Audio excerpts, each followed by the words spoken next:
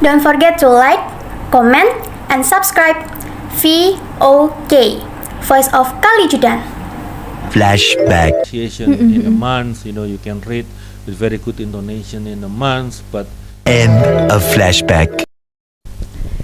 Hi everyone, welcome to VOK Voice of Kalijudan. And today we have Pak Hady. hi, And- VOK viewers. Yeah, hi VOK viewers. And today we are going to talk about some questions related to learning English, or we can call it as frequently asked questions, yes sir. All right. I'm in my 20s, I'm in my 30s, I'm in my 40s. Will it be possible for me to learn English, or is it too late for me? All right. So there is nothing like that. All right. So if you are already 40 and you have just found out that your fluency in English will help you in your job, in your career, will boost your career. Why don't you start learning? So probably all this time, like you have not felt the urge to learn. Well, do not regret. So take the chance. Okay, so at that time probably you didn't need it. So right now you need it, so go for it. All right. Okay. So believe me, there is always a first time for everything. Okay, there Always. is always first time for everything. So no matter how old we are, yes sir, yes. So It doesn't if we matter. want, if we need it, or if we want to learn, then go for it. Do it today. Exactly. Do Okay. not postpone. Do not postpone. Remember, everyone, do not postpone. And I would like to share something. Yeah, sure, So sir. there is like one granny. One granny. We call her Ibu Agnes. Bu Agnes. Bu Agnes Bu Cuaca. Agnes Cuaca, And yeah. She's already more than 60. More than 60. Yet, she's one of our students sitting in Wow. the second semester. Now, she's going to sit in the third semester. Oh, wow. And I really have to appreciate, her willingness to learn. Yes, So it's you're like, right. like still when you are still breathing, keep learning. Okay, when you are still breathing, keep learning. Okay, remember everyone, keep learning. Do you think that learning a foreign language requires a special talent? And what if people think that, but I'm sad because I am not that talented? Okay, so once again, learning a language is not about being talented, but it is about taking the pain to learn. Taking the pain to Sacrificing your learn. time hanging out. Sacrificing your time. Window shopping at the Yeah, mall. I agree. yeah. Or taking a walk somewhere. Yeah. Well, it's just that actually. Well, if you are talented, if you are talented and you work hard for it, then the result will be very stunning. All right. But then if you have the urge, you have the need, and then you work hard for it, even though you do not have the talent, still you can perform. Okay. Yeah. So probably I would like to give you a kind of analogy Yeah. philosophically. Sure. Yes. Okay. All right. So what do you see here? This is a very big water container, quite a big bottle. So probably this can accommodate 1 liter of water. Yes, maybe. But take a look. This is like the talent. It's like somebody's talent. It's so Okay. big, but it's not working too hard for it. So Okay. the content is just a little. Yeah. Now, what about this one? So this is just like A small, a small glass of water. Yeah. So probably just 330 Yeah. cc. Yeah. Yes, But this I is think. full, right? Yep. Full. So this is like the glass is like the talent. Yeah. talent. And the content, the water is the hard work that he puts in. All right. So even though the container is smaller, okay, but I'm sure the content is more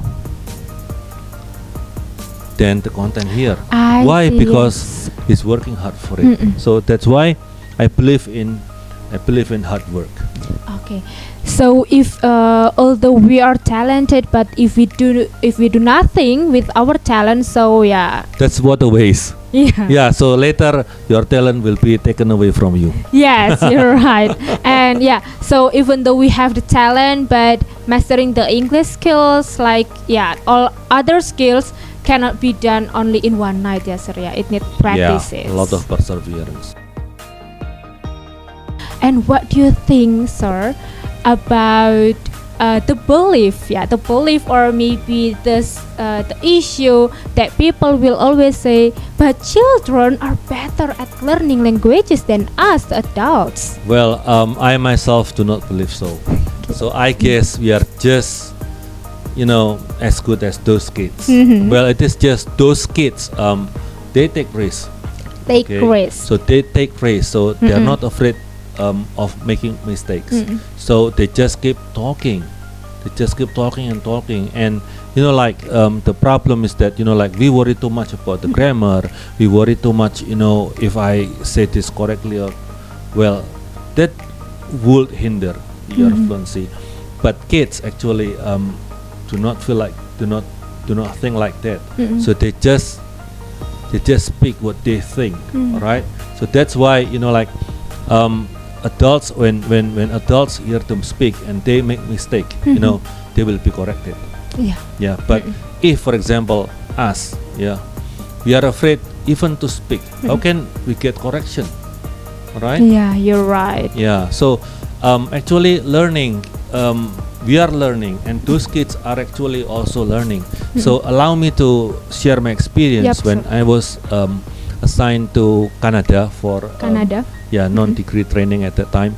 So I was one morning I was on the sky train. So it's not like train on the sky flying. The sky no. The flying train. No, not flying train, but it is just like the light transit system. So in front of me there were a mother and a little daughter. And then we were passing the stadium, a very big stadium, like the biggest sport complex in Vancouver. And then the daughter said to her mom like, "Hey, mommy, we swim there yesterday." Swimmed, but actually that is wrong. Yeah. Because swim, swam, swam, right? Yeah, swim, swam, okay, swam. swim, swam, swam. But the little daughter, a very cute one, blonde hair and blue eyes, like very, very cute. And then the mommy corrected her like, "No, honey, no, dear, we swam. We swam there yesterday. Swam. Swam." So don't worry about the grammar. I know grammar is like the biggest point, like or we could say like the momo. You're the right. Nightmare. Okay, but even native speaker also learn the grammar. Okay. But what is different is that they have started much earlier. Yeah. But you see, like I guess most of you younger than me, must have been luckier than me, because I knew English, starting when I was in the first year of junior high school. But I guess most of you have learned English since you were in kindergarten. Yep. Yeah.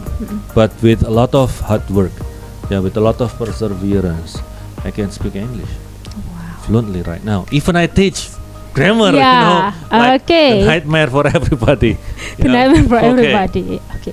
So about the children, yes sir, like the case that we have just discussed before. So if we want to learn English, then I think we have to remember two things, and we can say this to our viewers. Number one is that children are risk takers, so we have to be like children sometimes. Yeah.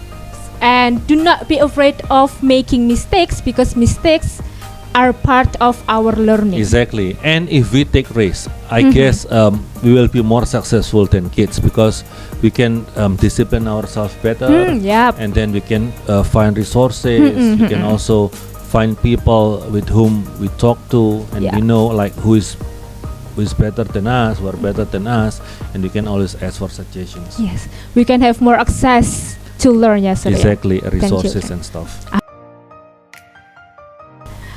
And what do you think about the case when people say, "I think I can speak without knowing grammar because grammar is not important"? So once again, like the case of the kids competition I told you Yeah, earlier. yeah. Mhm. So basically, you can speak, you can say sentences, and you know the meaning without knowing the grammar. So do you just remember that first when you learn English, like you are given this sentence, how are you?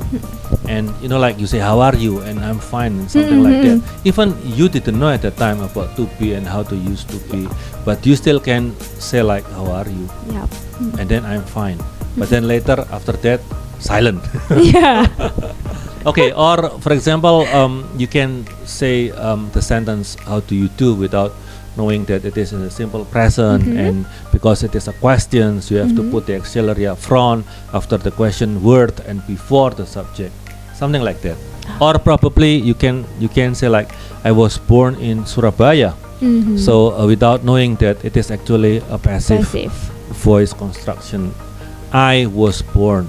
I to be in the past was, and then born from the verb born. So without knowing the grammar, that it is passive and stuff. You can express yourself. Saya lahir di Surabaya. I was born in Surabaya.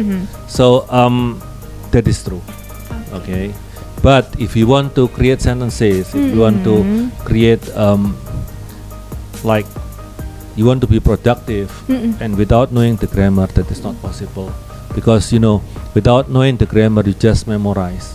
You just memorize sentences, and then like when you are asked questions, then you cannot construct at all. And even like knowing a simple pattern like subject to be plus noun, you can already make limitless number of sentences. A lot of sentences. Yeah, without limit. So that's why grammar it's very important. Yeah, it is not a formula actually, because it is. I prefer to say it like Patterns. Yes. So cannot produce sentences without knowing the pattern. So yes, it's still possible for us to speak without knowing the grammar, but we cannot construct the sentences very well. Yes, sir. Yeah. Or you cannot produce anything. Oh yeah, in fact. produce anything. We just speak with maybe like we say the sentences or the expressions that we try to memorize. Exactly.